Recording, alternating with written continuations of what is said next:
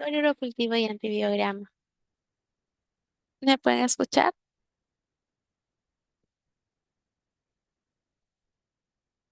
No sé. Sí se escucha.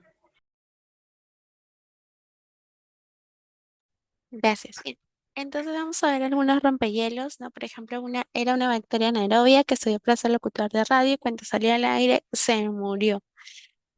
Tú tal vez les llames bacteriólogos, pero para mí son paparazzis, ¿no? ¿Cuál es la red social para bacterias? Instagram. Al finalizar la sesión, el estudiante va a ser capaz de describir de manera general acerca del cultivo y sobre el antibiograma. Vamos a ver un enfoque basado en la resistencia bacteriana, la introducción, un análisis del sedimento urinario, lo que es la coloración Gram, los cultivos, los mecanismos de resistencia bacteriana en bacterias Gram negativas, control de calidad interno y control de calidad externo.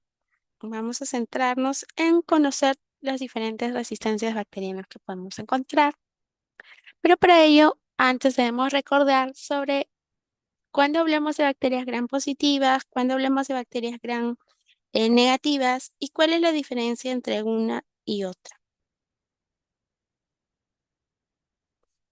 Cuando hablamos de bacterias gram positivas, hacemos referencia a aquellas bacterias que tienen una gran cantidad de capas de pared celular con muchas capas de peptidoglicano, también conocido como mureína.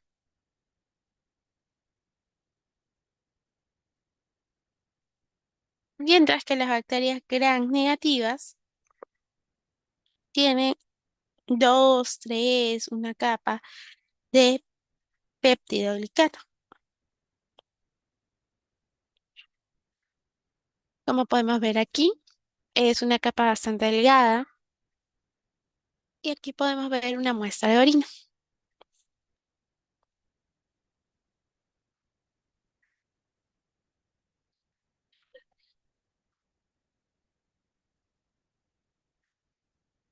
Entonces, aquellas bacterias, cuando son teñidas con el cristal violeta, al tener gran cantidad de capas, aquí se va a quedar retenido, pero mientras estas tienen pocas capas, ¿no? Tenemos el mordiente, que es el vehículo, que es el lugol, y ya cuando decoloramos, es importante también tener un tiempo estandarizado.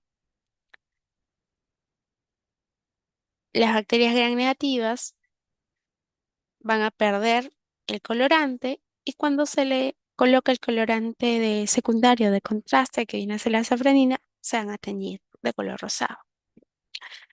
A diferencia de las bacterias gram positivas que tienen una gran cantidad de capas de peptidoglicano. Sin embargo, si nosotros no estandarizamos nuestro tiempo de decoloración, podríamos tener tinciones no adecuadas.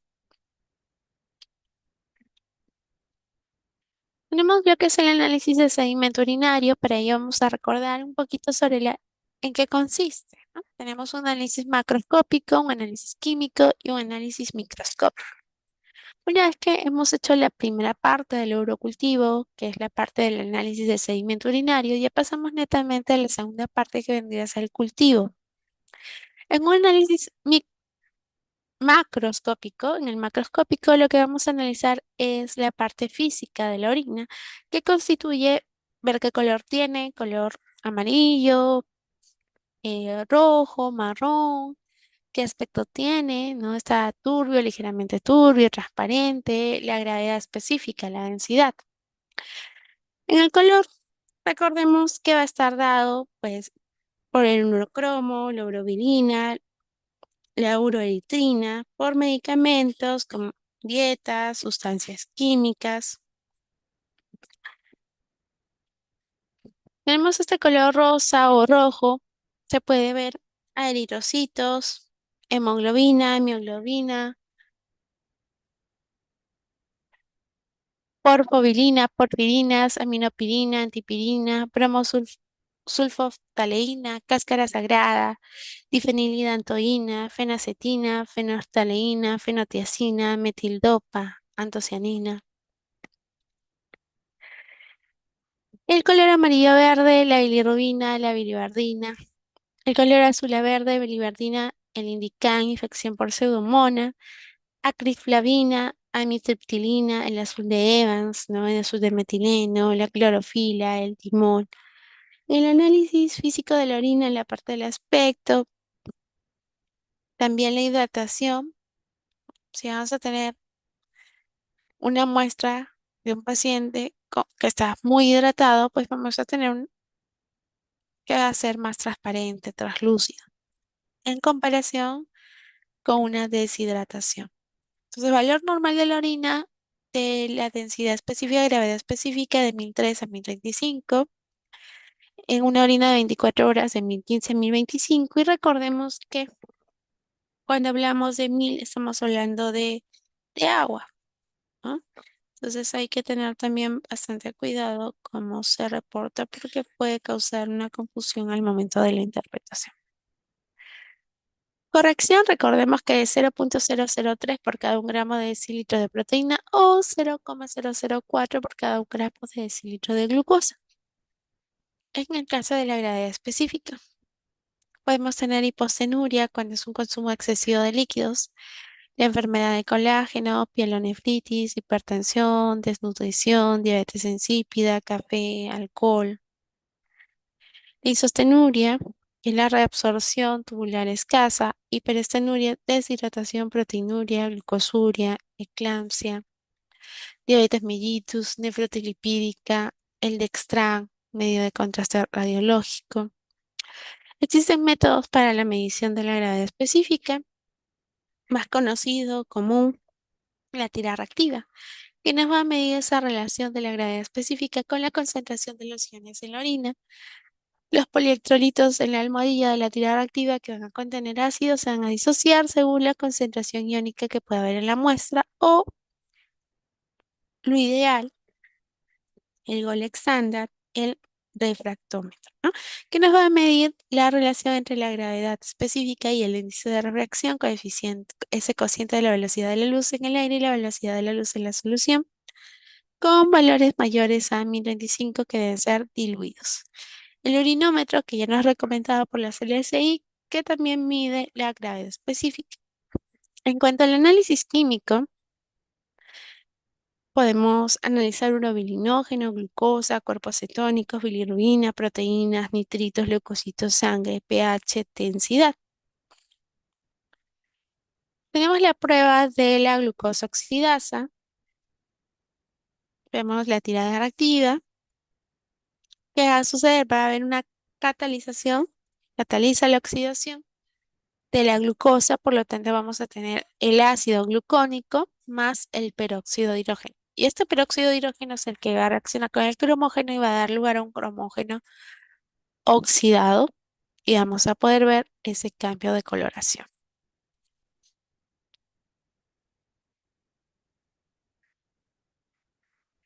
En cuanto a los cuerpos cetónicos, se forman durante el catabolismo de los ácidos grasos. Tenemos el acetil-CoA, que son los cuerpos cetónicos, el ácido cetoacético, el ácido hidroxibutírico, la acetona, cuando hay un déficit de carbohidratos. El fundamento de la prueba del análisis químico de la orina, que es sangre, se basa en la actividad de la pseudoperoxidasa de la hemoglobina y de la mioglobina que van a catalizar la oxidación de un cromógeno mediante un peróxido de hidrógeno orgánico. Y vamos a tener finalmente un cromógeno oxidado más un peróxido. Y vamos a ver también los hematíes. Los hematíes van a estar intactos en la orina, que se van a molestar en la almohadilla de la prueba.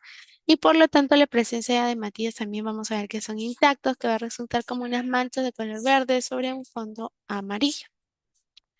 En cuanto a la bilirrubina, es una reacción de acoplamiento entre la bilirrubina más el diácido, que nos va a dar lugar a la azobilirrubina.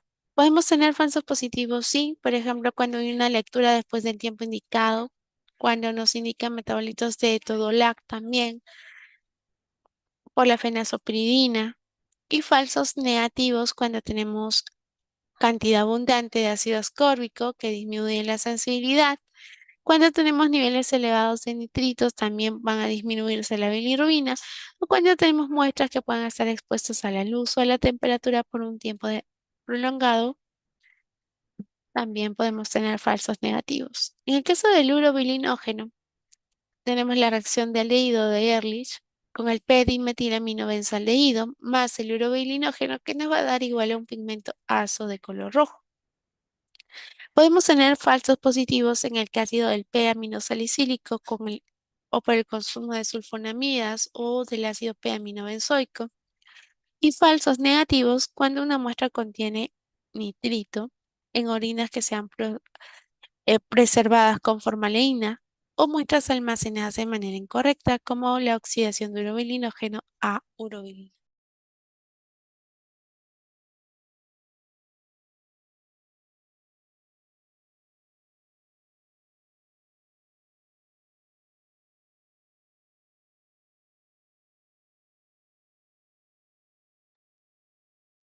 Tenemos la prueba de esterasa leucocitaria. Los leucocitos que comúnmente se encuentran en la orina son neutrófilos.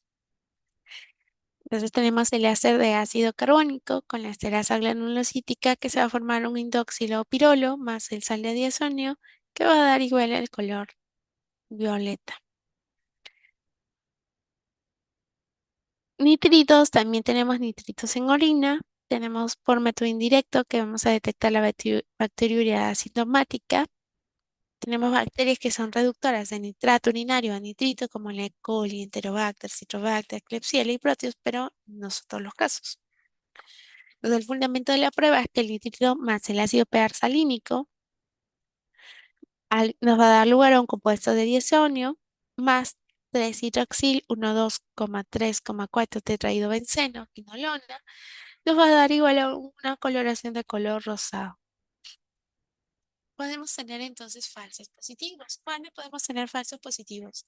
Cuando ha pasado, por ejemplo, más de 2 horas de la obtención y lo analizamos. O falsos negativos. Cuando tenemos una sensibilidad disminuida, ya sea por niveles de ácido ascórbico y los niveles de ácido ascórbico como estarían elevados, ¿no? Un ácido ascórbico elevado. ¿Cuándo más podemos tener falsos negativos? Cuando tenemos bacterias que no son estas, por ejemplo. Y resulta que esas bacterias no forman nitritos. O cuando la orina tuvo menos de 4 horas en la vejiga también. O algunas circunstancias de enzimas bacterianas que pueden reducir el nitrato a nitrito y convertir el nitrilo en nitrógeno. El nitrito en...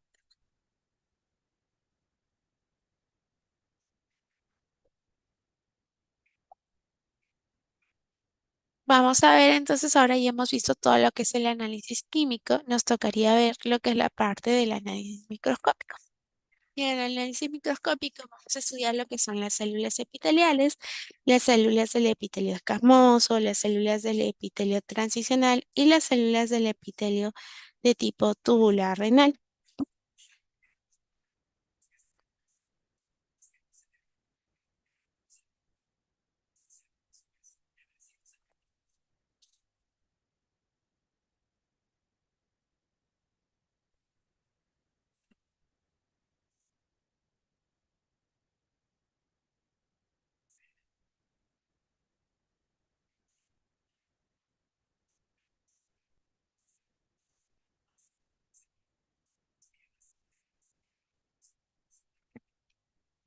Aquí vemos las diferentes células epiteliales que podemos ver. Por ejemplo, las células del epitelio escamoso, las células del epitelio transicional, las células del epitelio tubular renal. Entonces, estas células del epitelio escamoso, como podemos ver, son células planas, ¿no? Vemos que son células planas, son grandes, son delgadas. ¿De dónde provienen? Del epitelio escamoso que va a recubrir, ¿qué? La uretra, ¿no? Y también, en el caso de las mujeres, lo que es la vagina. Entonces, si nosotros encontramos las células epiteliales en la orina, puede que no tengan ningún significado patológico. ¿Por qué? Porque se pueden desprender de manera muy fácil ante una desquemación normal de una mucosa.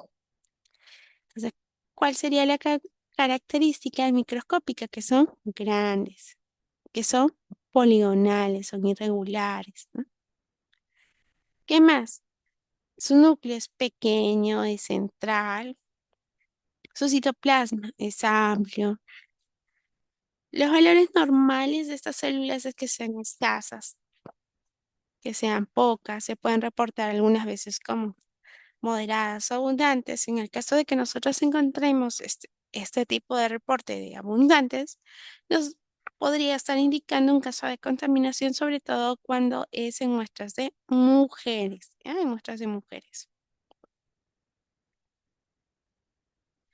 Entonces, ¿qué es importante? Si aparecen muchas células escamosas, es repetir la muestra, pero con una recolección que sea limpia al chorro medio. También poder evaluar si hay hallazgos anormales como bacterias, leucocitos, eritrocitos o proteínas.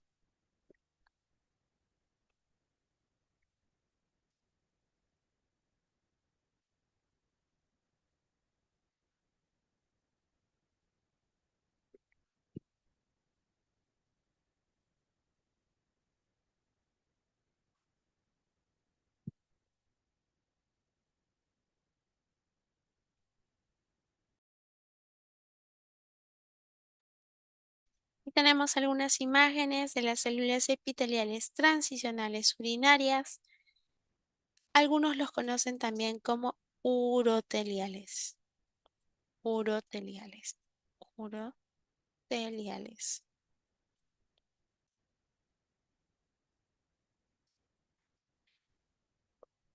Podemos observarlas en el sedimento urinario, pero ¿de dónde provienen? Del epitelio de transición. ¿Ya? Entonces, este epitelio de transición que recubre la parte del tracto urinario inferior y medio. Entonces, estas células que recubren el urotelio, es decir, que van a recubrir la pelvis renal, los uréteres, lo que es la vejiga urinaria, la parte de la uretra, pero la parte proximal, nos puede estar indicando en la orina una descamación del epitelio uroteliar. Si son poquitas, pequeña cantidad, puede ser normal. ¿Cómo son? Podemos verlas aquí, son redondas, medias ovaladas, incluso algunas veces es como que en forma de paraguas. El núcleo es más grande, más redondo. El citoplasma es granular, a veces con bordes curvos. Pueden aparecer de manera individual, en racimos, en grupos. Si son pocas, normal. Una descamación fisiológica del urotelio. Pero ¿qué pasa si están aumentadas? Entonces ahí ya empezamos a pensar en una irritación, en una inflamación, un ejemplo, una cistitis, una pielonefritis, algún problema a nivel instrumental vesical, un catéter, alguna lesión del uroterio, caso poco común, un carcinoma transicional. Entonces, moderadas, pensamos irritación, inflamación, instrumentación, bien numerosas, ya una posible lesión neoplásica que ya requiere un estudio citológico de manera especializada. Si es una célula del epitelio tubular renal, como podemos evidenciar,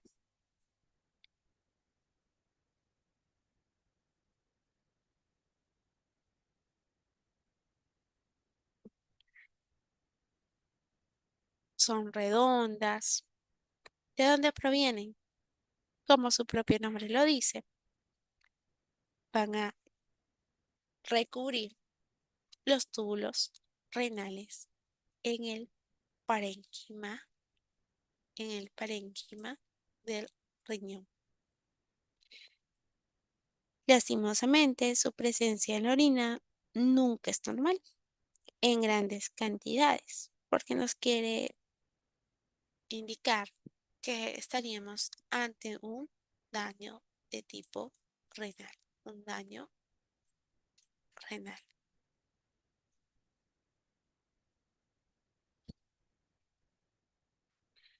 Entonces, ¿de dónde provienen? De los túbulos renales, túbulo contorneado proximal, el distal, las de Henle, los conductos colectores. Y estas células son las que participan en reabsorber, secretar sustancias. Y si las observamos en el sedimento urinario, nos quiere decir que se están desprendiendo del epitelio tubular. ¿Y cuándo se pueden desprender del epitelio tubular? Cuando está ocurriendo alguna lesión, alguna necrosis tubular. Entonces, ¿cuál es su característica? Que son redondeadas, un tanto poligonales, núcleo es grande, central, prominente, a veces con nucleolo visible.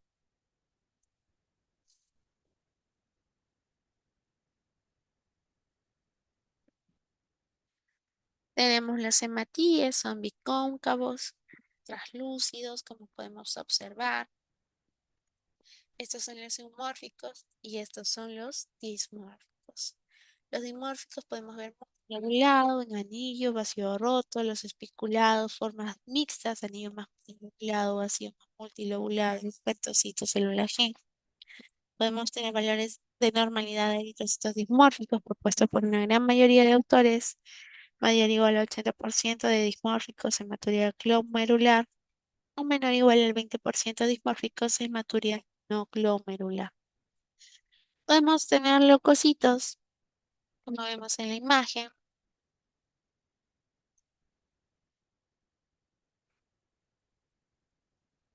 al histiocito con vaguola fagocitaria, a los famosos cilindros hialinos.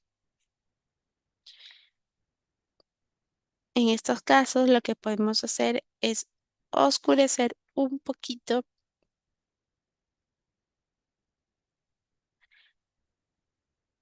la luz para poder observar.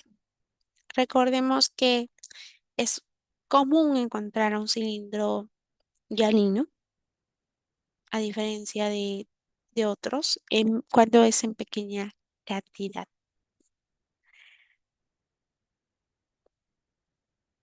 Podemos observarlo porque va a estar compuesto este cilindro hialino por una proteína. ¿Cómo se llama la proteína? ¿Quién recuerda el nombre de la proteína? Se llamaba TAM Horsfall. ¿Cómo lo vemos? Lo vemos transparente, lo vemos homogéneo, con bordes lisos, poco refringente, difícil de ver sin contraste de luz, un color incoloro. Escaso es normal, sobre todo después de un ejercicio intenso, si ha habido fiebre, ha habido deshidratación. El detalle es cuando ya la cantidad está aumentada. Entonces ya nos va a indicar como que hay una ligera alteración de la función renal o alguna congestión a nivel tubular.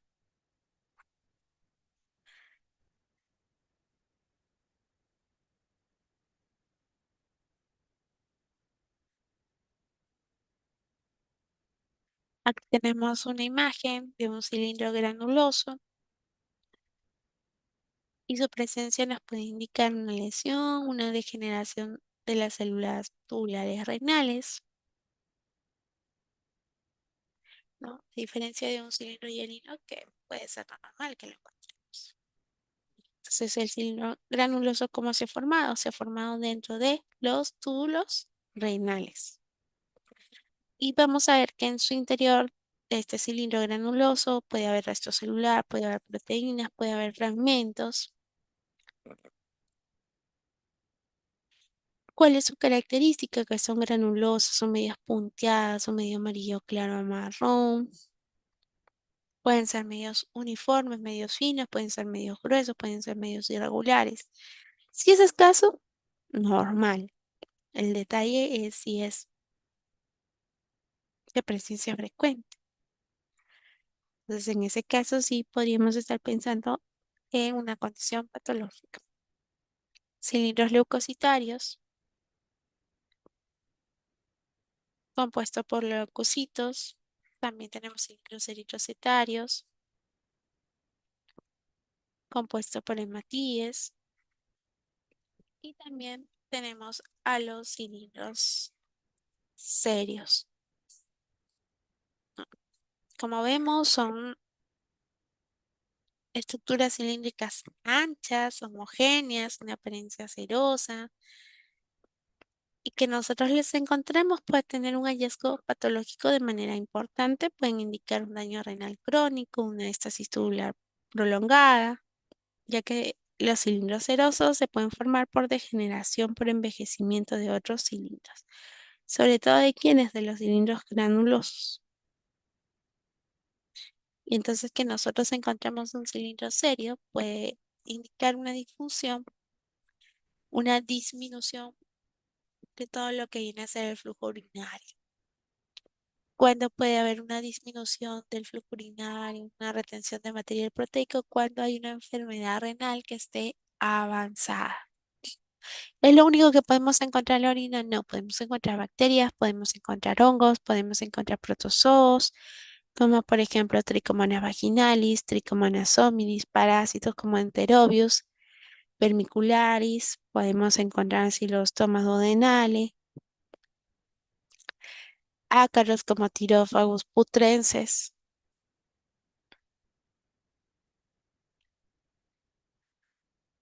Tenemos los cristales en orina, que vienen a ser estructuras sólidas, ¿no?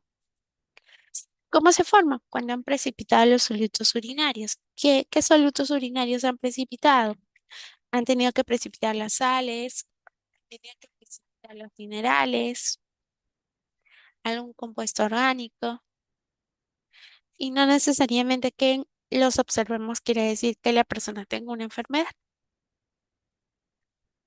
pero encontrar algunos cilindros sí puede indicarnos una patología renal o una patología de tipo metabólico.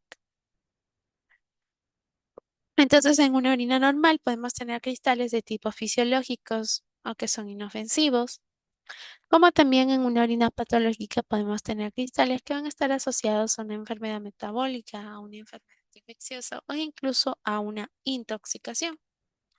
Por ejemplo, esta imagen son de los salatos de calcio. Aquí vemos las formas como de cartas y estas son como de mancuernas, ¿no? Tenemos monohidratado y dihidratado, que suelen ser muy brillantes. Tenemos al ácido úrico, que vienen a ser romboidales, podemos verlos también en forma de roseta, medias amarillentas, anaranjadas. Tenemos a los uratos amorfos, que se caracterizan por tener precipitaciones de color, como vemos aquí, media rosaditos, y aquí vemos las precipitaciones. Tenemos al ácido hipúrico, a los uratos de sodio, estos ya son en orinas ácidas, ¿no? Al igual que las anteriores también eran orinas ácidas. Tenemos a la cistina que vemos que son incoloras, pero son placas hexagonales, ¿no? Placas hexagonales. Entonces, que su presencia sí nos va a indicar que está una patología a nivel metabólico. Entonces, ¿quiénes vienen a ser patológicos? La cistina, la tirosina y la leucina, ¿ya? Entonces, si encontramos estas, sí o sí estamos pensando en patología. Tenemos a la tirosina en orina ácida, que son como agujas finas en racimos o haces. Tenemos a la leucina, que vemos aquí que son como esferas concéntricas en diana amarillentas. Tenemos a fosfatos cálcicos, que ya son en orina alcalina, a fosfatos de ácido de calcio, como vemos aquí, la bruchita, fosfato octocálcico, que son láminas irregulares, fosfato amónico de magnesio, que son como prismas, como si fuese un ataúd.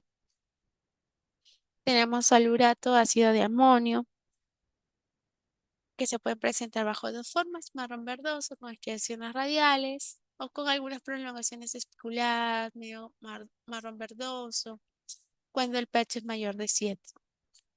También tenemos algunos cristales inducidos por medicamentos, por ejemplo por sulfonamidas, se ven como agujas, por ampicilina también se ven como agujas, por el ácido acetilsalicílico, por la fenancetina y paracetamol, contraste iodado, pero es muy raro.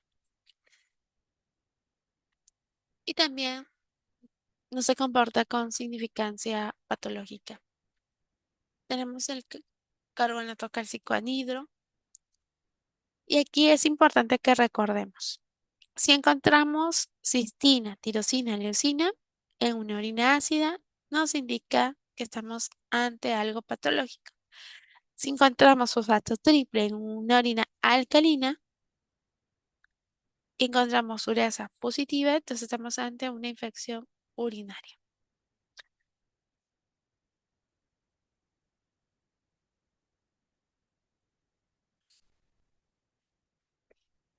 Entonces, la obtención de la muestra. Importante los datos del paciente, nombres, apellidos, identificación, datos clínicos, la edad, fecha de nacimiento, sexo, diagnóstico, datos administrativos. Esto según la GP16. Idealmente, primera orina de la mañana, chorro medio. De lo contrario, segunda orina con 4 horas en vejiga. Una orina al azar es en cualquier momento, sobre todo el tema de los urgentes. ¿Qué te recomiendan las sociedades científicas? Es que las orinas sean analizadas dentro de las 2 horas emitidas. Si vamos a demorar más, ¿qué debemos de hacer? Refrigerar de 2 a 8. Entonces, ideal, una orina espontánea con chorro medio porque va a tener buena representatividad. Se elimina la primera porción para eliminar la contaminación con bacterias comensales de la uretra y con células sanguíneas o epiteliales. También tenemos recolección asistida, orina por sonda vesical, punción suprapúbica, orina en pacientes cateterizados y muestra en neonatos. Recordemos en niños, adolescentes y adultos, importante lavado de manos, lavado genitales, en hombres retraer la piel, en mujeres separar los labios, limpiar y secar con toalla, dejar salir el primer chorro, depositar el siguiente, tapar el frasco. En el caso de neonatos y lactantes con bolsa de recolección, vamos a dar la imagen para que sea más interactivo. Se lava cuidadosamente los genitales y el área perineal. Se coloca la bolsa de plástico, el colector estéril con ayuda de los adhesivos. Retiramos la bolsa en cuanto el niño haya orinado y la metemos en un recipiente estéril. Tapamos y entregamos al laboratorio. Si en 20 minutos el niño no ha orinado, entonces retiramos la bolsa y reiniciamos el proceso. ¿Ya? Esto según la fuente del LATCAM. Sí. ¿Cómo debe ser un contenedor para la muestra de orina? Translúcido, transparente, capacidad para 50 ml, poca ancha de 4 a 5 centímetros. El transporte de la orina, recordemos, debe ser máximo a las 2 horas. Después de las 2 horas, ¿qué sucede? La composición química, elementos formes, ¿qué va a pasar? Empieza a deteriorarse. La bilirrubina y urobilinógenos son inestables. Las bacterias pueden alterar la concentración de la glucosa, el pH se torna alcalino, los eritrocitos y leucocitos son susceptibles en orinas con densidad menor a 1010 o pH mayor a 7. Entonces es importante la obtención de la muestra con instrucciones claras, precisas, entregar el frasco adecuado, ver qué correlaciona con la solicitud, la recepción, verificar si cumple con los requisitos, transporte mínimo tiempo, conservador. No se recomienda por el examen químico. La refrigeración de 2 a 8 horas, no más de 8 horas. De 2 a 8 grados, no más de 8 horas. ¿Qué nos dice la guía de la CLSI, la GP16A3? Importante la identificación, al menos 2 identificadores, paciente, nombre, fecha de nacimiento, el sexo, ubicación, una identificación, tipo de muestra, la fecha y hora de recolección, si está usando el conservante, inspeccionar la correlación de la solicitud con la etiqueta, la aceptabilidad del tiempo transcurrido entre la recolección y la recepción, la refrigeración, la presencia del conservante, si es idóneo el contenedor y su estado, el volumen adecuado, la presencia o ausencia de un conservante químico. Recordemos que si una muestra no cumple con los criterios de aceptabilidad, debemos comunicarnos con el médico tratante o la persona designada sobre una acción futura y no desecharla, hasta no haber llegado a un acuerdo.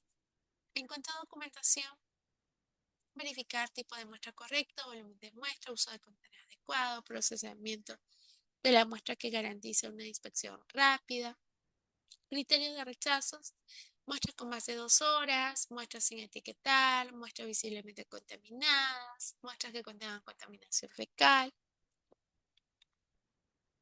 Aquí tenemos un artículo de sobre uroanálisis en pacientes pediátricos de 3 hospitales. Se encontró que el 75% de encuestados empleaba 60 segundos como tiempo de reacción para todos los parámetros, incluyendo la leucoesterasa, y 25% empleaba 60 segundos para todos los parámetros, excepto para la leucoesterasa, que le dan como que 120 segundos. Como reacción también se ve una diferencia entre el tipo de tubos de vidrio que usa. así como una diferencia entre las velocidades de centrifugación.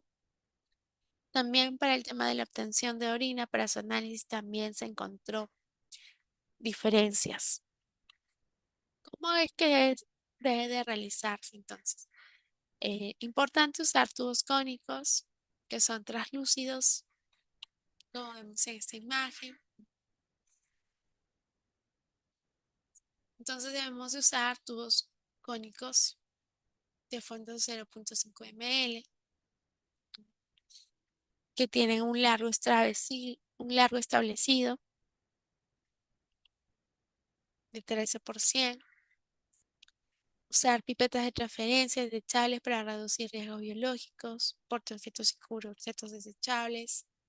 Tener documentos y registros como manual de trabajo, programa documentado, mantenimientos correctivos, manual de instrucciones, mantenimientos preventivos. En cuanto a la homogenización de la muestra, la orina, recordemos que es una suspensión coloide, por lo tanto no lo debemos de homogenizar de esta manera porque no estaríamos homogenizando adecuadamente. Y por el tiempo, los cilindros, células o cristales se podrían estar depositando en el fondo. Por lo tanto, tenemos que homogenizar por inversión. Como vemos en esta imagen, según las guías, recomiendan entre 10 a 12 ml para analizar y recomiendan también tubos de 13 por 100 ml. En cuanto al examen macroscópico, podemos usar un fondo negro para evaluar el aspecto. El examen químico, la determinación puede ser cuantitativa o semi-cuantitativa, pues se puede usar lector automatizado. Idealmente se debe mejorar las zonas reactivas, secar el exceso de orina, cuidar el tiempo de reacción de la tira reactiva, que haya una buena iluminación. También, si obtenemos algún resultado positivo, debemos emplear pruebas confirmatorias. Por ejemplo, para proteínas ácido sulfosalicílico, para glucosa reactivo de Benedict.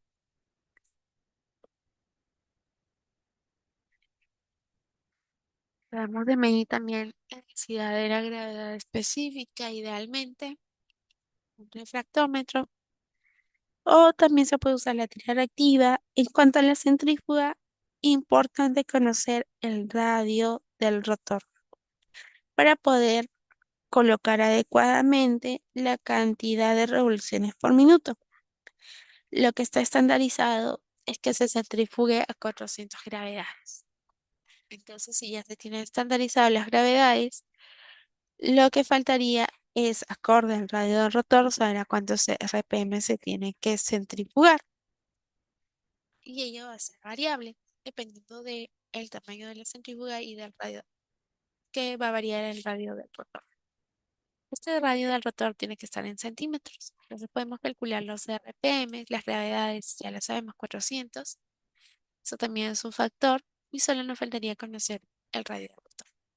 Entonces va a depender de este radio y dependiendo de ello podemos ver cuántos RPM debemos de centrifugar en nuestro laboratorio. En cuanto al examen microscópico, puede ser por métodos manuales, usando un sistema de COBA, o también por métodos automatizados como microscopio automatizado o citometría de flujo. Podemos usar un volumen estándar de 10 a 12 ml en los tubos cónicos y para lo que es la resuspensión del sedimento de 0,51 ml.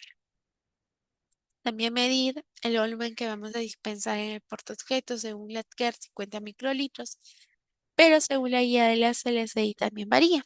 Vamos a ver que según la guía de la CLSI vamos a usar 20 microlitros para la lectura. Podemos emplear el sistema de COVA acorde a este procedimiento. Por ejemplo, si se cuentan 8 células en 5 círculos pequeños utilizando 12 ml con 1 mililitro de sedimento. O métodos automatizados que ya nos van a estandarizar el estudio de orina completa, que van a minimizar el número de errores, que incluso nos hacen la lectura de la tira reactiva, y otros que pueden tener todo lo que es la microscopía automatizada o algunos por citometría de flujo, viendo lo que es el tamaño de la célula a través del volumen y su complejidad. Incluso los informes no están estandarizados. Podemos encontrar que algunos usan diferentes terminologías. Vamos a revisar entonces. Según la 1589, en la 2014 nos daba un contenido del informe. Actualmente también nos da, pero ya esto está en el requisito 7.4 y ya no en el 8.3. Y nos decía que debíamos tener una identificación clara, la identificación del laboratorio, identificación de todos los análisis, identificación y ubicación del paciente. Pero si empezamos a revisar los diferentes formatos de informe, vemos que son muy variados. Algunos nos dan en cruces, otros en miligramos por decilitro. Incluso si vemos el manual del MISA, también vemos que está desactualizado. Pero ¿cómo debería de ser entonces el reporte si nosotros vemos que los leucocitos y todo lo demás está no actualizado? Por ejemplo, aquí tenemos en el MISA de Chile, ellos reportan células epiteliales, bacterias, cristales y otros elementos como no excepción muy escasos que son abundantes. Pero lo ideal sería que empecemos a expresar por rangos, ¿no? Por ejemplo, 0.0 a 2, 2.5, 5 a 10. Este es el formato, por ejemplo, del ATCA, que para lo que son células epiteliales tenemos la celularidad, te dicen si es escasa, moderada o es abundante. En cuanto a la coloración, te crean, recordando un poco, primero que adicionamos cristal violeta. Recordemos que las gram positivas tienen gran cantidad de capa peptidoglicano y las gram negativas muy delgadas. En cuanto al UGOL, adicionamos el UGOL que viene a ser el mordiente que actúa como un vehículo. Luego adicionamos el alcohol acetona, que es un decolorante. Y finalmente adicionamos la safranina o fucsina de gran.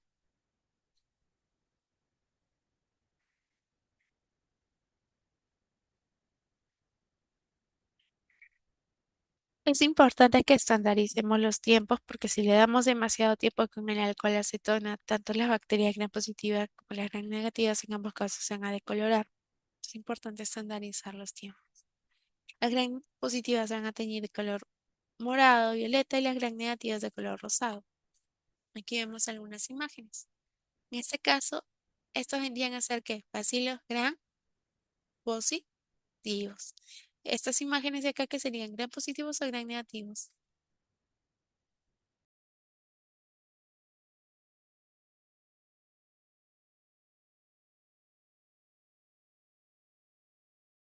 Muy bien, por ahí para el chat me dicen, ¿no? Gram negativos, las vemos rosadas. Estos que sean redondos, que vienen a ser cocos, los cocos, ¿qué serían? ¿Cocos gram positivos o gram negativos?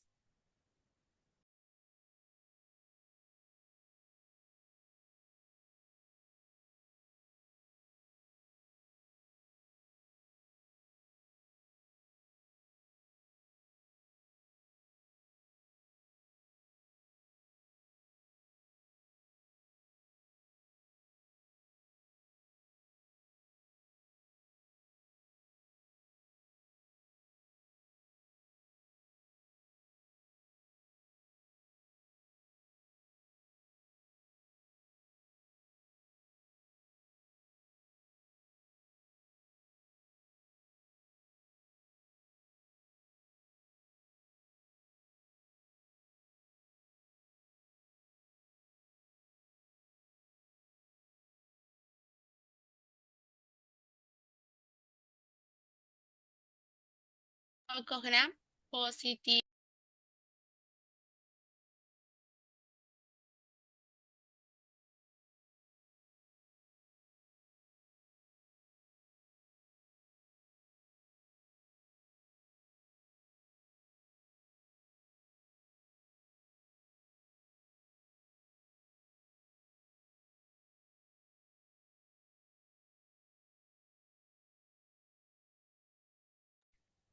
Ahora vamos a detallar sobre los medios de cultivo. Es importante que recordemos se- eh, de cultivo y sus componentes. ¿Qué componentes podemos tener? ¿Cuál es la fuente de carbono? ¿Qué vendría a ser la fuente de carbono? El que va a proveer la energía para el metabolismo de quiénes, en los microorganismos. ¿Quién vendría a ser la fuente de nitrógeno? el que va a permitir esa formación de proteínas, aminoácidos y bases nitrogenadas, como por ejemplo, ¿qué sería la fuente de nitrógeno en las personas? ¿No? Los extractos de levadura, los extractos de carne. Y como fuente de carbono, ¿quiénes estarían acá? La glucosa, la lactosa, la sacarosa, el manitol. Otros componentes, ¿quiénes podemos tener allí? Los sales minerales, alguna vitamina, por ejemplo, vitaminas o factores de crecimiento para microorganismos que sean exigentes, ¿no? Podríamos tener un extracto de sangre, suero, de mina, de nat y los amortiguadores de pH. ¿Quiénes tendríamos allí? A los tampones, ¿no? Que van a mantener el pH estable del medio, por ejemplo, fosfatos, el fosfato, los bicarbonatos. Podemos tener agentes inhibidores, agentes selectivos que nos van a permitir que se inhiba el crecimiento de ciertos microorganismos. Por ejemplo, ¿quiénes? Sales biliares, colorantes como el cristal violeta, eh, cloruro de sodio, o incluso podemos tener indicadores de pH o de reactivos diferenciales. Ejemplo, rojo de fenol, azul bromotimol, cristal violeta, leucinas.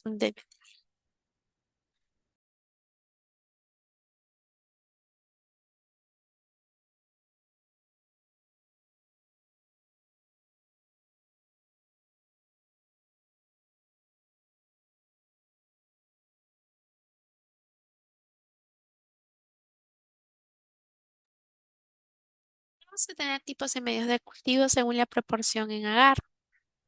Según la proporción en agar que tanto agar contienen, vamos a hablar de que pueden ser sólidos si tienen de 1,5 a 2% de agar, semisólidos si tienen de 0,3 a 0,5 de agar y líquidos cuando tienen 0% de agar. Los líquidos los vamos a ver en tubos, sólidos y semisólidos en placas. También los sólidos también podemos verlos en tubos. Según su utilidad, se pueden clasificar en nutritivos, de enriquecimiento, selectivos y diferenciales. Cuando hablamos de diferenciales, hablamos que nos van a permitir distinguir microorganismos por alguna reacción bioquímica.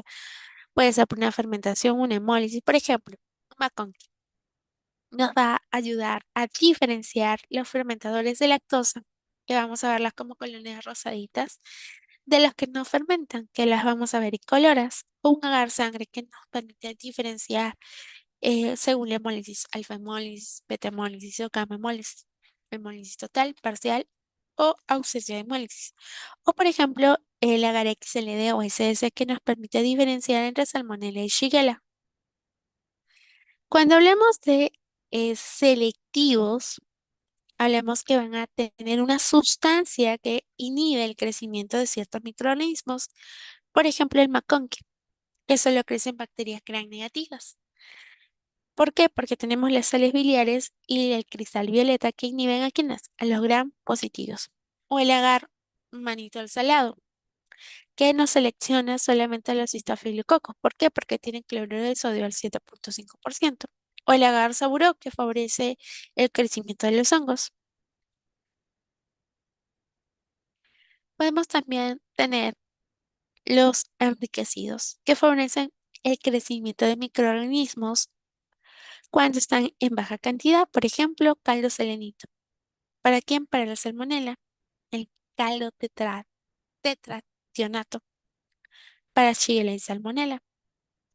O podemos tener también los famosos medios nutritivos, que ahí crecen microorganismos no exigentes, ¿no? Un caldo nutritivo, un agar nutritivo. Entonces podemos tener también según nutrientes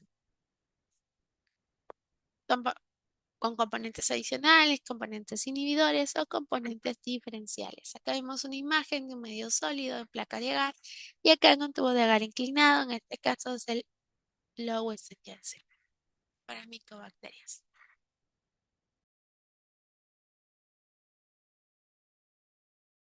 Aquí vemos algunas imágenes de medios de cultivos deshidratados. Podemos emplear estos medios de cultivos. Tenemos la autoclave para aquellos medios que requieran autoclavar. Tenemos placas de agar Vamos a recordar entonces algunos medios que son más comunes.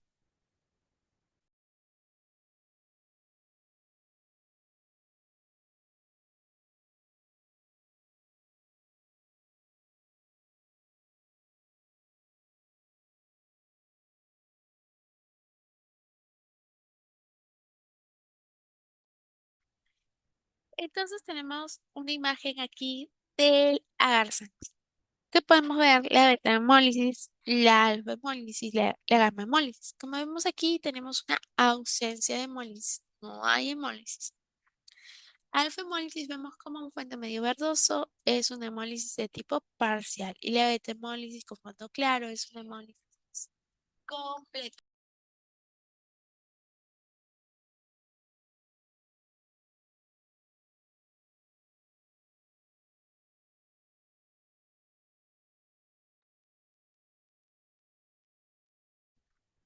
¿Cuáles son los componentes de la sangre entonces? Va a tener un componente básico que son peptonas, un poco de sangre al 5%, y aparte del agar, está entre 7,4.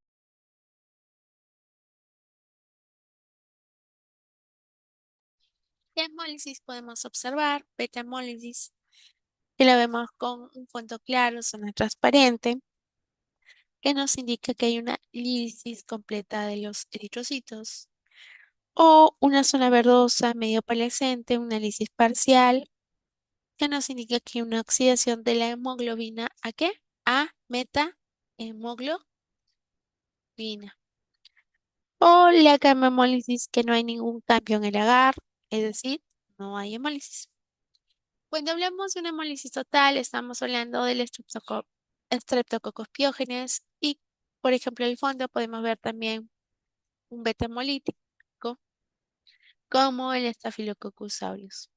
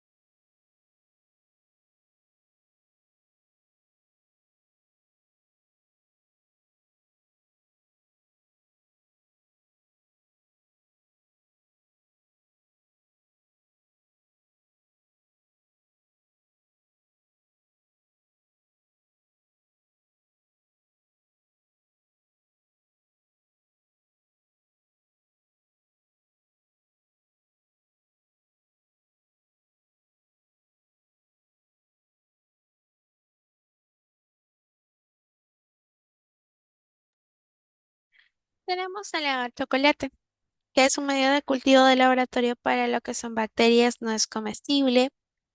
Recordemos que se usa para cultivar microorganismos exigentes, ¿no? Su nombre es agar chocolate y no se come.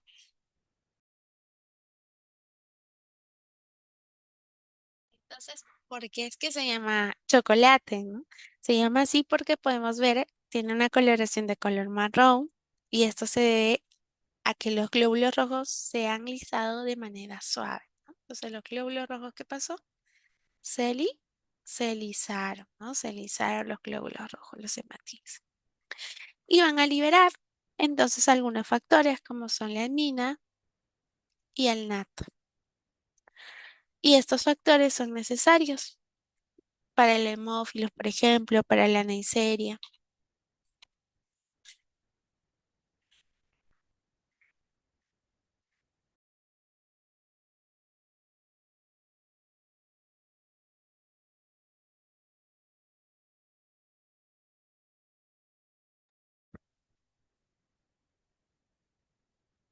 Tenemos a la arma conqui. Recordemos que es un medio de cultivo que es selectivo y diferencial. Podemos aislar a quienes, a las gran negativas. Es decir, va a servir bastante para el caso de qué? De los urocultivos. ¿Ya? Entonces, en este arma conqui podemos Ver el crecimiento de los gram negativos. Si es de color rosado, son lactosa positivas como E. coli. Si son incoloras, son lactosa negativas como la salmonela. Recordemos qué es lo que tiene sales biliares y tiene cristal violeta que van a inhibir a quiénes, a la mayoría de las bacterias que son gram positivas. Por lo tanto, lo hace un medio selectivo para las bacterias gram negativas. ¿Para quién va a ser selectivo? Para las gram negativas. Tiene lactosa y la lactosa que viene a ser la fuente de carbono, pues viene a ser carbohidrato de fermentación para la fermentación. Y tiene un indicador que es el rojo neutro. Por lo tanto, por eso es que vemos cuando son lactosa positivas de color rosado, de color como rojo, ¿no? Que produce ese cambio de coloración. La incubación de las bacterias anaerobias. Para los anaerobios no podemos usar bolsa de anaerobios, jarra de anaerobios. Colocamos la vela, ponemos aquí una jarra de CO2 o una cámara de anaerobios. Entonces, en un cultivo, primero examen de sedimento en fresco. Observamos si hay presencia de leucocitos, hematíes, bacterias, levaduras, etc. Luego observamos la parte de la morfología, la reacción frente al gran, el número de bacterias, toda esta parte se orienta.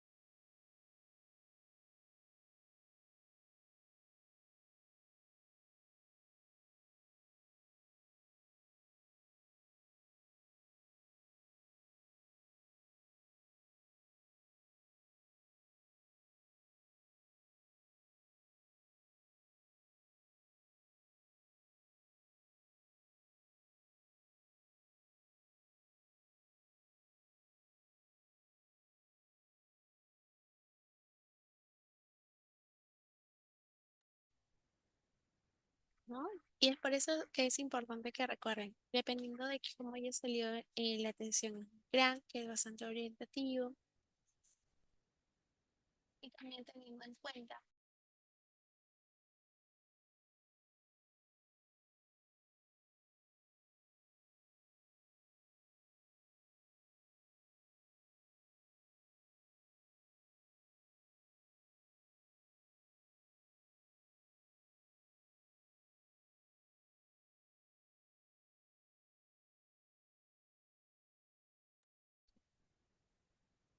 algunos laboratorios incluso cuando tienen, por ejemplo, leucocitos mayores a 10, lo que hacen, ya no siembran en McConkey, sino directo en cromogar. Y eso corta sus tiempos. Y ya una vez que han obtenido, identificado con el cromogar, directo hacen el antibiograma.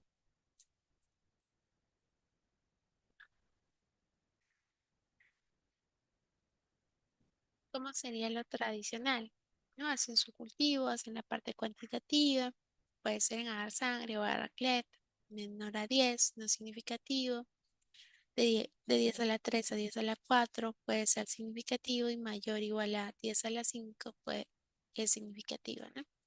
Recordemos que cuando es una función suprapúbica, en esos casos, si es menor de 10 a la 3 sí vendría a ser significativo. En la parte de un cultivo cualitativo, igual en agar McConkey o agar, por ejemplo, MB, atención de Gran, podemos acorde a ello clasificar si son cocos Gran positivos, si son levaduras o bacterias Gran.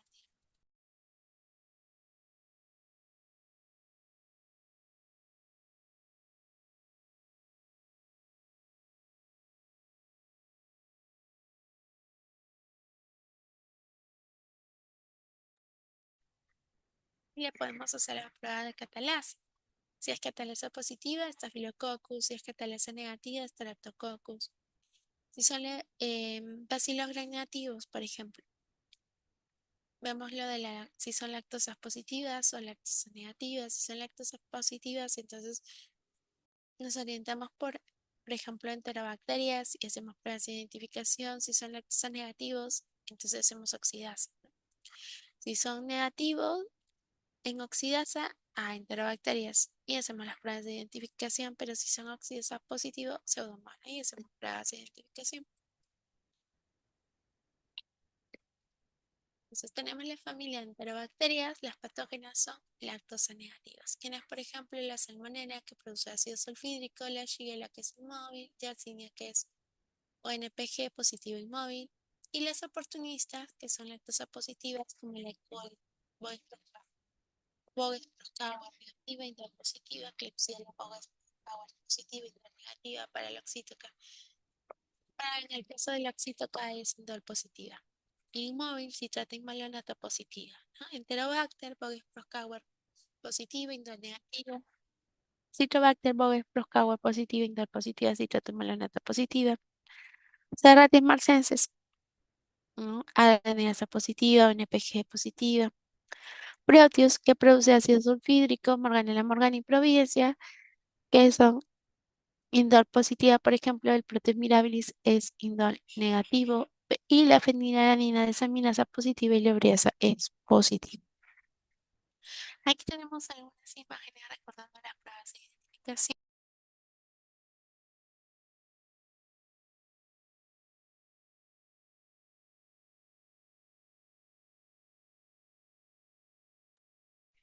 Tenemos, por ejemplo, la prueba de citrato, ¿no? La prueba de citrato que nos permite a nosotros identificar sobre todo el tema de las enterobacterias y que estas enterobacterias puedan usar el citrato como su fuente de carbono. Podemos tener que algunas van a ser citrato negativas y otras van a ser citrato positivas, ¿no? En este medio de cultivo que vendría a ser el agar de citrato decimos, que lo vemos en tubo, y su indicador va a ser el azul de bromotimol. Entonces, si nosotros vemos que sin inocular su color es verde, ¿no? Y citrato negativos no cambia de color, pero el citrato positivo sí cambia de color. Como su indicador es azul de bromotimol, cambia de color azul. Quiere decir que están metabolizando el citrato y están liberando iones de amonio. Entonces esto aumenta el pH del medio y provoca ese cambio de color a color azul. Entonces si hemos tenido un resultado positivo, indica que la bacteria ha utilizado el citrato como su fuente de energía y ha producido productos alcalinos. Y esto nos permite diferenciar a las otras bacterias, como la Klebsiella, que viene a ser positiva para citrato, pero en cambio la E. coli viene a ser negativa a citrato. Entonces ya, si yo ya veo positiva, por ahí puedo estar pensando, por ejemplo, en una Klebsiella.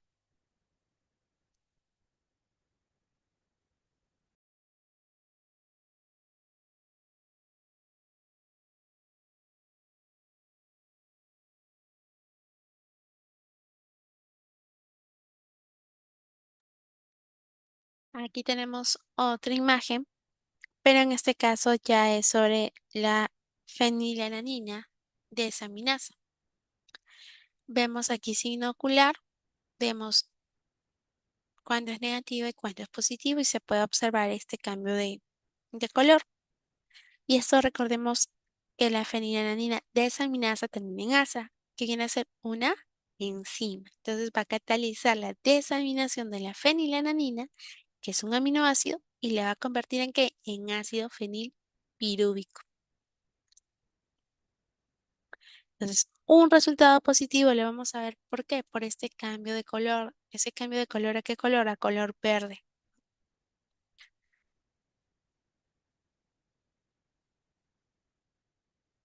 Y nos permite diferenciar,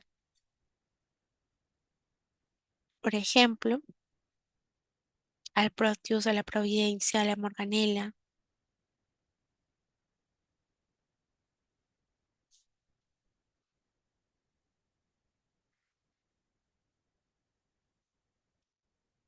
Tenemos otra prueba también, la prueba de Indol.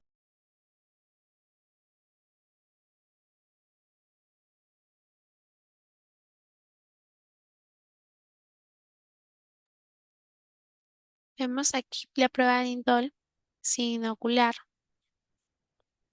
Indol negativo, y aquí Indol positivo. Entonces vamos a evaluar si una bacteria puede desdoblar un aminoácido que viene a ser el triptófano para que pueda producir lo que es el indol. Cuando le vamos a ver que es positiva, cuando vemos que el anillo ha cambiado a un color rojo, ¿no? Entonces cuando añadimos el reactivo de Cobat y vira color rojo, viene a ser positivo.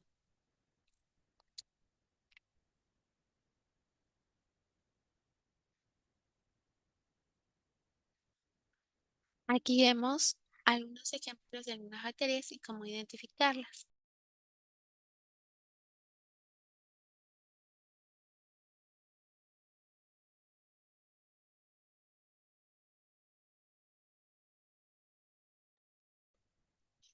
Por ejemplo, vemos que citrato negativo, ¿no? Tenemos el E. coli, citrato negativo, Shigella, citrato negativo. Es decir, vamos a ver que no va a cambiar el medio de color. Por lo tanto, se va a ver de color verde normal. Y tenemos el TCI. En cuanto al TCI, ahí sí es importante que recordemos que TCI hace referencia a triple sugar. O sea, eh, es un triple, es un agar, es un agar que contiene hierro y triple azúcar. Triple sugar iron. Entonces podemos ver un A sobre A, un K sobre A, y esto hace referencia a esa capacidad que tienen a poder fermentar tres azúcares. ¿Quiénes son esos tres azúcares? La lactosa, la sacarosa y la glucosa. Nosotros podemos ver aquí incluso si hay presencia de ácido sulfídrico con precipitado negro o presencia de gas. Cuando vemos, por ejemplo aquí, vemos que hay presencia de gas. Se ha elevado, hay como zonas como que de burbujas, ¿no? De espacios de aire. Entonces, si nosotros vemos que ha habido fermentación de algún azúcar y ha cambiado de color a un rojo fenol, un rojo anaranjado, pero si por ejemplo vemos que solo fermenta la glucosa, se va a notar como que hay un fondo amarillo, como es aquí, un fondo amarillo con una superficie roja. En este caso solo ha fermentado la glucosa, pero acá ha fermentado todo, por eso es un A sobre A. El pico es amarillo y el fondo es amarillo. Pero acá el pico es rojo y el fondo es amarillo. Por eso es un K sobre A. Adicional, acá arriba hay gas, por esa presencia de espacio de aire. Ácido sulfídrico es negativo porque no hay precipitado negro. Lisina descarboxilación, en este caso viene a ser positivo. Indol viene a ser positivo, a fermentar el triptófano. La movilidad positivo también. Se ve como que la turbidez. Y en la Shigella es un K sobre A, solo ha fermentado la glucosa. Gas negativo, no hay presencia de burbuja o espacios de aire. No hay presencia de precipitado de color negro. Lisina descarboxilación negativo. Movilidad negativo, no vemos esa presencia como de turbidez. Indol también negativo, no hay ese cambio de coloración a color rojo, un anillo rojo con el reactivo de cobalto. Tenemos la pseudomonas aeruginosa en ECLE, la vemos azul verdoso, no fermenta lactosa, MB incolora, no fermenta lactosa ni sacarosa, en TCI es un casorea, vemos todo rojito. Citrato de Simons, vemos que es positivo. ¿Cómo debe ser el cultivo? Recordemos que debemos rotular, incubar 35 a 37, de 18 a 24 o incluso hasta 48 horas si continúa sin crecimiento bacteriano. Esta es la forma correcta de sembrar. No, esta es una forma incorrecta. Es un estriado. ¿No? Vemos aquí también algunas imágenes. Es importante que recordemos la valoración del recuento.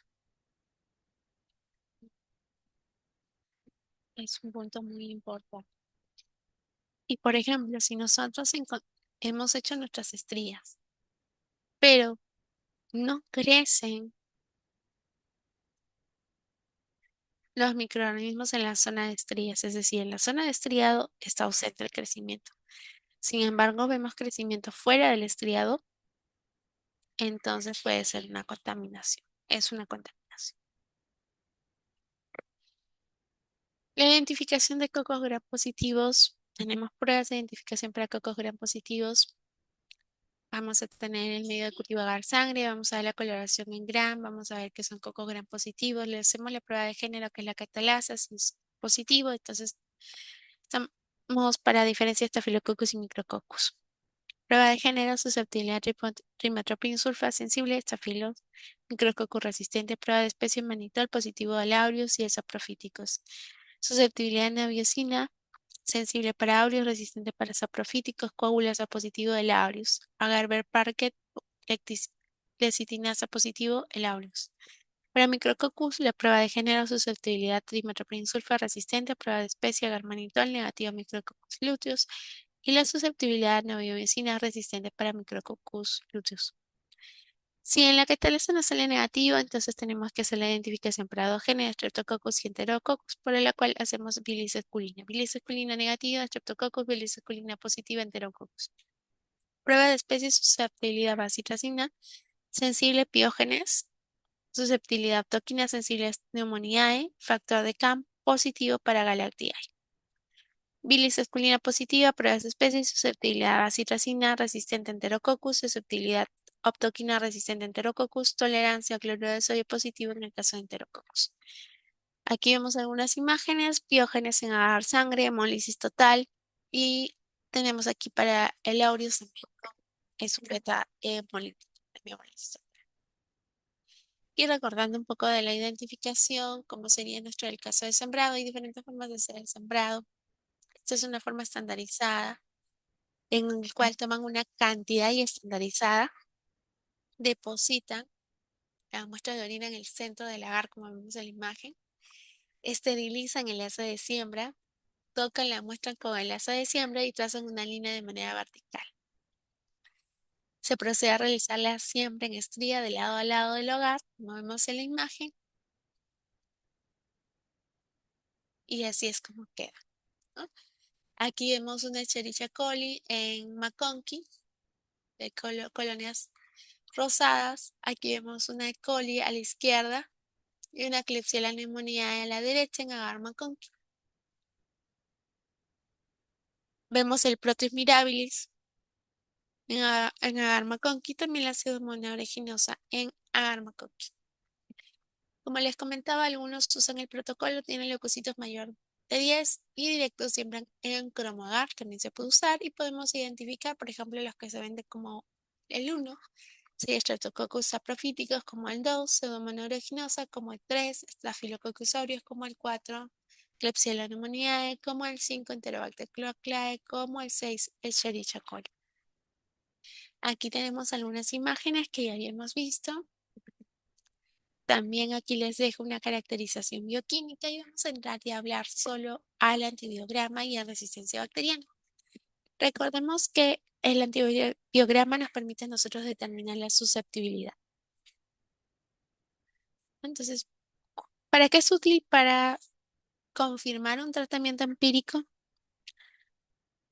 para poder corregir algún tratamiento que ya haya dado el médico o incluso para la investigación. ¿Cómo debemos colocar los discos? Como vemos aquí en la imagen, tener mucho cuidado para que no vayan a rodar por todo el lagar, ¿no? Cuando esterilicemos, esperar a que se enfríe y no inmediatamente tocarlos. Podemos usar este tipo de dispositivos para colocar los discos. Debemos medir los salos de inhibición también. Podemos usar una regla para medir los salos. Debemos de recordar los antibióticos más usados en el antibiograma y cuáles son sus iniciales. Por ejemplo, para penicilina PEM, para penicilina MP, para oxacilina oxa, para CTN-cefalotina, para TMS cotrimoxazol, NIT, nitrofurantoína, norfloxacina, ciprofloxacina, cefotoxima, o ceftriaxona, cas, ceftazidima, imimipenem, gentamicina, MK, amicacina, piperacilina y vancomicina. Tenemos algunos aminoglucósidos. Es importante que recordemos cuáles son los aminoglucósidos y a qué nivel actúan. Recordemos que cuando hablamos de antibióticos, algunos van a ser bacteriostáticos y otros van a ser bactericidas. ¿Qué quiere decir que sean bacteriostáticos? Que no van a eliminar a la bacteria, lo único que van a hacer es inhibir o bloquear alguna parte. Pero en el caso de que sean bactericidas, sí te eliminan a la bacteria. Entonces, eso es importante también tener en cuenta. Por ejemplo, tenemos a las aminoglucósidos que van a actuar a nivel del bloqueo de la síntesis de la proteína o a nivel de bloqueo de traducción adicional y van a desencadenar que termine prematuramente la proteína o una incorporación de un aminoácido incorrecto, por lo tanto no van a producir la proteína de manera adecuada. ¿Cuáles son estos antibióticos que vienen a ser aminoglucósidos? La gentamicina, tenemos de la familia de la gentamicina, la netilmicina, atromicina, neomicina y cisomicina. Y tenemos la micacina, la divecacina, paramomicina y streptomicina. En el caso de los inhibidores de la beta-lactamasa, son los que se van a unir al sitio activo y se unen las proteínas unidoras de beta-lactamasa. Tenemos al ácido clavulánico, al sulbactam y al tazobactam. Las cefalosporinas tenemos de primera, segunda, tercera, cuarta y quinta generación. Es importante que nosotros recordemos quiénes son de primera, quiénes son de segunda, quiénes son tercera, cuarta o quinta. ¿Por qué? Porque dependiendo del mecanismo de resistencia que tenga la bacteria, es si me va a inhibir primera generación, me va a inhibir hasta tercera o hasta cuarta. Entonces es importante que nosotros podamos reconocer cuáles son estas cefalosporinas para poder interpretar de manera adecuada. Entonces, primera generación, cefazolina, cefalexina, cefalotina, cefadroxilo, cefradina. Segunda generación, cefuroxima, cefaclor, cefprozil, cefoxitina, cefonicid, cefmetazol, cefotetán, ceforinida. Recordemos que la cefoxitina es una cefamicina, eso es importante recordarlo. Tercera generación, ceftriaxona, ceftazidime, moxalactán, cefdinid, cefotaxime, cefoperazone, cefpodoxima, ceftibuten. Cuarta generación, cefepime, cefpirome y quinta generación, ceftabiprol, ceftarolina. Tenemos algunos antibióticos como las fluoroquinolonas. Recordemos que las quinolonas, su nivel de acción es a nivel del material genético. ¿Quiénes son las fluoroquinolonas? Así.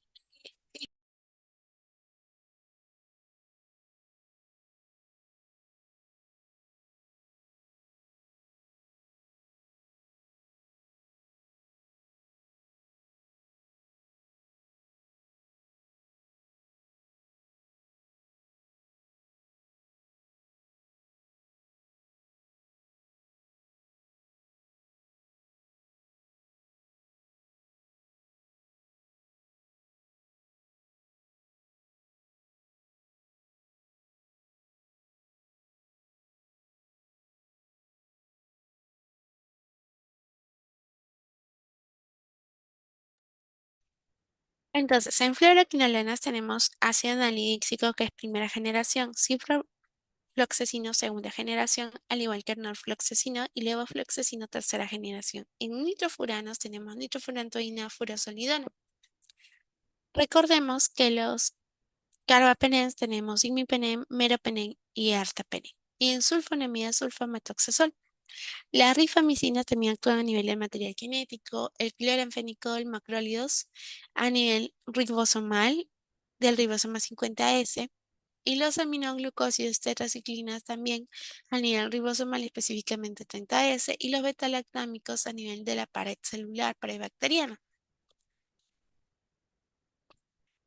Entonces, vamos a tener mecanismos de resistencia tanto en bacterias gram negativas como mecanismos de resistencia en bacterias gram positivas. Es importante que recordemos cuáles son estos mecanismos de resistencia. Cuando hablamos de mecanismos de resistencia en bacterias gram negativas, tenemos 1 por enzimas modificadoras, 2 por bombas de salidas, 3 por cierre de porinas, 4 por proteínas unidoras de penicilina.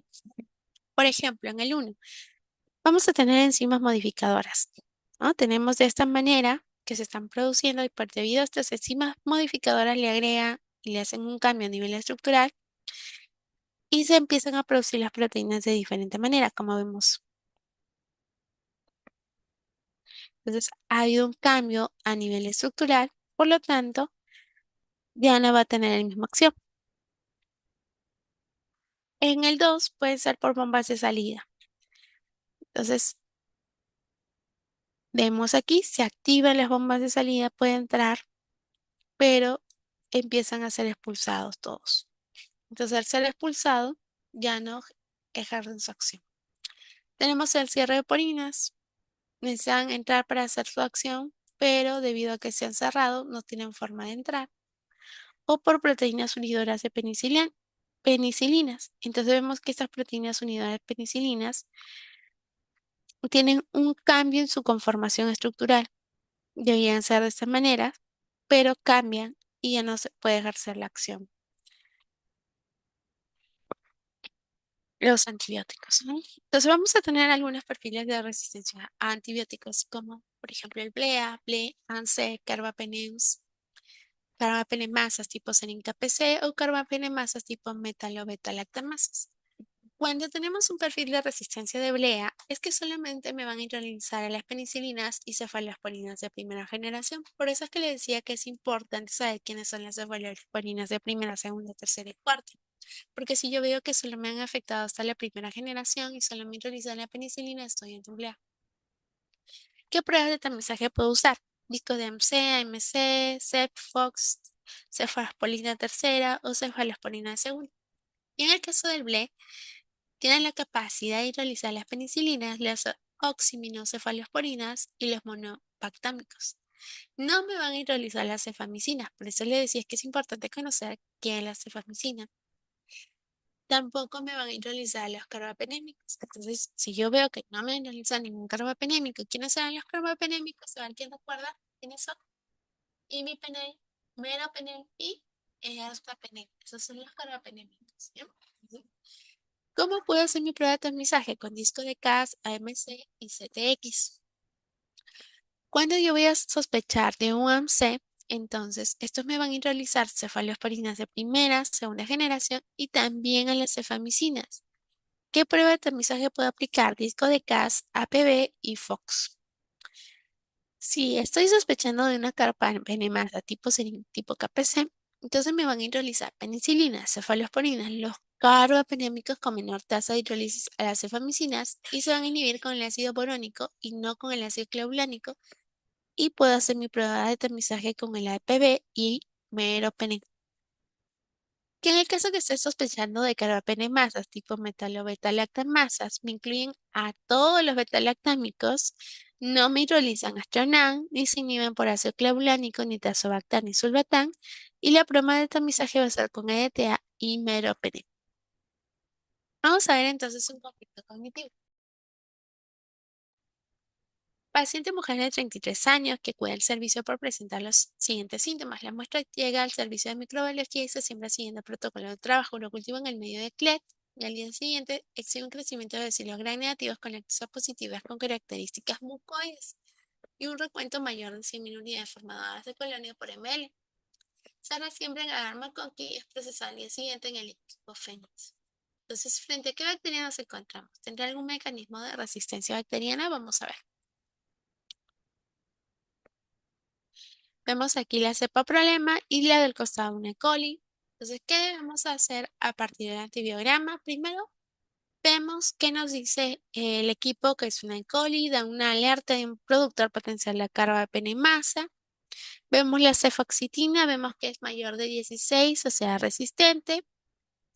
Vemos ahí, veamos entonces, si me dice carbapenemasa, veamos los carbapenems, ¿cómo están? Vemos el imipenem está sensible.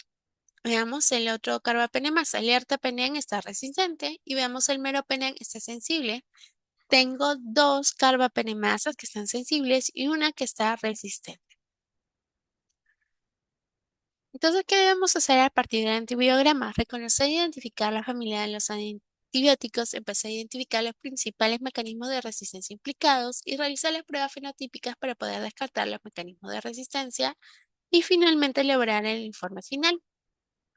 Entonces empezamos a reconocer e identificar los antibióticos, si son aminoglicósidos, si son inhibidores de beta-lactamasa, si no son aminopenicilinas, si son cefalosporinas primera, segunda, tercera, cuarta, fluoroquinolonas, nitrofuranos, carbapenem o sulfonamidas. Empezamos a identificar los principales mecanismos de resistencia implicados. Recordemos que en enzimáticos tenemos a las BLEA, beta-lactamasa de amplio espectro, BLE, beta-lactamasa de espectro extendido, ANSA, cefalosporinasas, carbapenemasas, enzimas y enzimas modificantes. En mecanismos no enzimáticos tenemos pompas de flujo, modificaciones de sitio blanco, pérdida de purina, cambio de ruta metabólica. Miramos a la ampicilina. Una E. coli tenía una resistencia a ampicilina, un MIC mayor de 16. Podría ser entonces un BLEA, una hiperproducción de AMC, BLE, carbapenemasas. Vemos entonces ahorita la cefoxitima y la cefepima.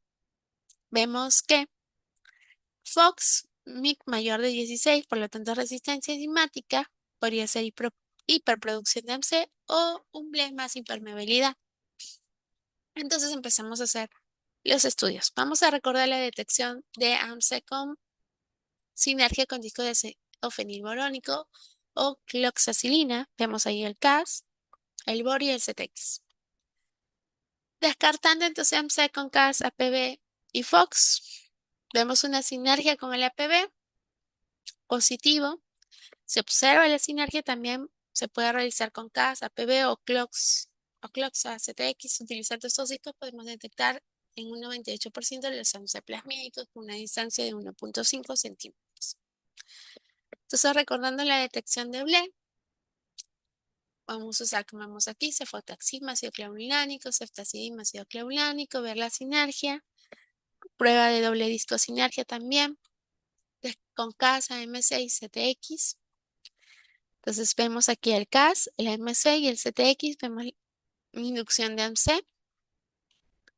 Vemos entonces BLE negativo, hay una inducción de AMC. Tenemos algunos inductores fuertes. ¿Quiénes son? Imipenem, cefalotina, cefoxitina, moxicilina, ácido clavulánico, ancilina. Entonces, siendo estas últimas dos las que expresan el siguiente fenómeno que observamos, vamos a tener inductores débiles que son piperacilina, ticarcilina, estronam, cefalosporina tercera y cuarta. Aquí vemos algunas imágenes recordando de quiénes son buenos inductores y quiénes son malos inductores. Vemos el ertapenem, vemos que está resistente. Entonces, como está resistente, por esta razón, el equipo automatizado se equivoca y nos dice que es un reductor potencial de carbapenemasa. Entonces, para descartar, hacemos una prueba de SIM. Hacemos lo de la prueba de SIM y vemos que nos sale SIM negativo. Por lo tanto, no tiene el mecanismo de resistencia a carbapenemasa, no tiene BLE, que tenía, ¿qué es lo que encontramos? El ANSE. Entonces tenemos resistencia a uno de los carbapenems, que es el ertapenem, que es la razón por la alarma del equipo.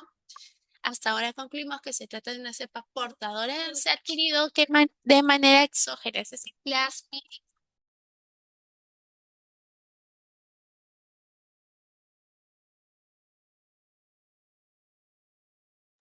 más hipermeabilidad. Entonces se realizó la prueba de método de investigación de carbapenems, que es el zinc, no sido negativo, concluyendo que no se trataría de una carbapenemasa.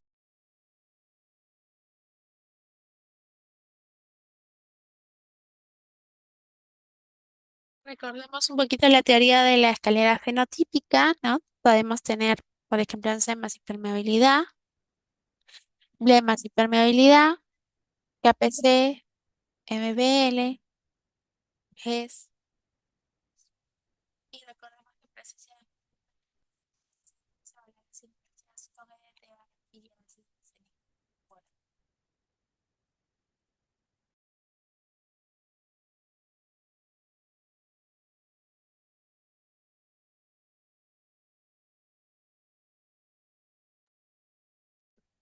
¿Por qué observamos la resistencia al artepenia? Puede ser B más hipermeabilidad o en C más hipermeabilidad o hiperproducción en C. Entonces, para este caso, la conclusión sería, es un mecanismo de OC más hipermeabilidad, pérdida por orina, por el cual nos está afectando aquí al artepenia.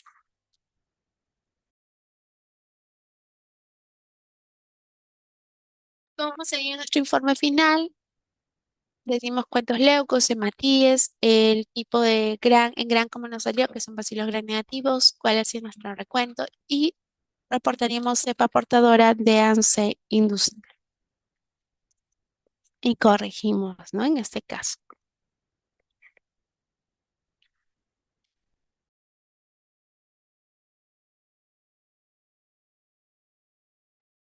Ya para terminar, antes de terminar, recordemos que en los gram positivos también tenemos resistencia, por ejemplo, a nivel de la pared celular, ¿no? Por la vancomicina que se empieza a engrosar también, podemos tener resistencia. O a nivel también eh, de los genes. En control de calidad interno es importante que usemos controles también,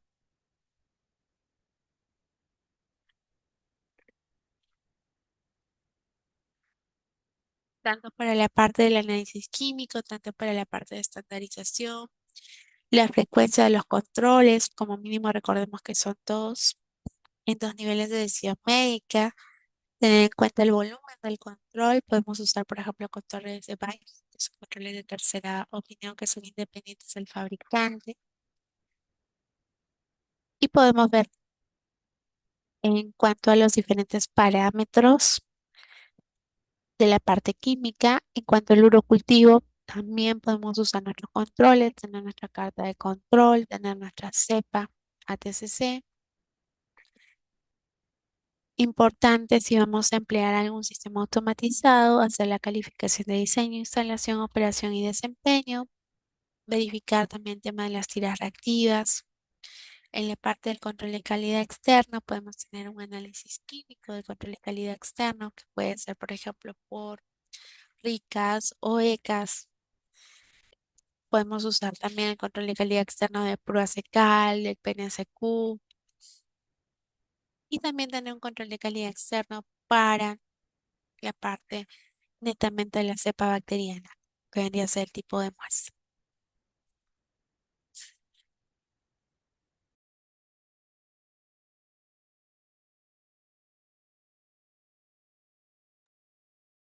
Cuando hablamos de microbiología, no solamente en el control, tener nuestro control de calidad interno, no solamente tener nuestro control de calidad externo. Si, por ejemplo, ustedes en algún momento desean acreditarse con la norma ISO 15189 y están usando un equipo automatizado o como el casito que vimos, ¿no? De la cepa de AMC, de hiperproducción.